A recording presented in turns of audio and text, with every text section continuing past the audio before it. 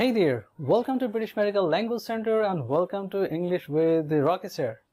আজকে আমি হাজির হয়েছি আপনাদের মাঝে সেই চিরাচরিত ক্লাসটা নিয়ে। সেই ক্লাসটা হচ্ছে কি words related sentences, phrases related sentences. That's great. চলুন তাহলে আজকের ফ্রেজটা হচ্ছে বন্ধু সম্পর্কিত। চলুন তাহলে শিখে নেই। টান টানান। আজকের বিষয়টা হচ্ছে এইটা। এই ফ্রেজটা মানে হচ্ছে to be through thick and thin. আমি আবার বলছি to be through thick and thin. এটার মানে কি?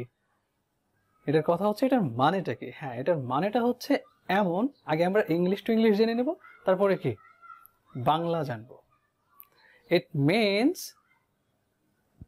আমি আবার বলছি, it means to have some good times and difficult times together. এটার মানে হচ্ছে এমন যে আপনার জীবনে ভালো এবং খারাপ সময় দুটোই ছিল বা দুটোই আছে এবং দুটোই থাকবে। এবার আমরা কি করতে পারি? এটা দিয়ে বাক্য শিখতে পারি। অনেক ধরনের বাক্য হয়, এর মাঝে আমি দু একটা বাক্য আপনাদের বলবো, তার পরের বাক্যগুলি আপনারা নিজেরাই ট্রাই করবেন এবং কমেন্ট করবেন। তাহলে প্রথম বাক্যটা হতে পারে এমন, লেটস সে দিস বাক্য। এই বাক্যটা হলো কি এমন, he is married for 30 years. So I think he has been through thick and thin together. I mean with his wife. Exactly. পরবর্তী বাক্যটা যদি আমি বলতে চাই, এটা হচ্ছে সকলের জীবনেই ঘটে থাকে।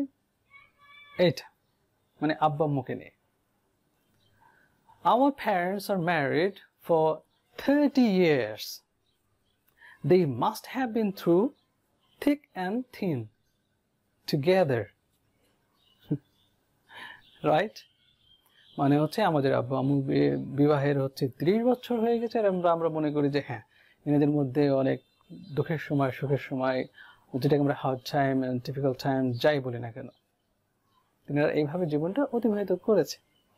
এখন পরবর্তী বাক্য বেশ কয়েকটা, আপনারা কি করবেন? লিখবেন। কোথায়? কমেন্ট বক্সে। আর যদি বাক্য কোথাও কোনোভাবে ভুল থাকে তাহলে আমি কি করব? I will correct them. So guys, what you are just waiting for? Like, share, comment, and finally, don't forget to hit the subscribe button and meet you in the real class. Bye.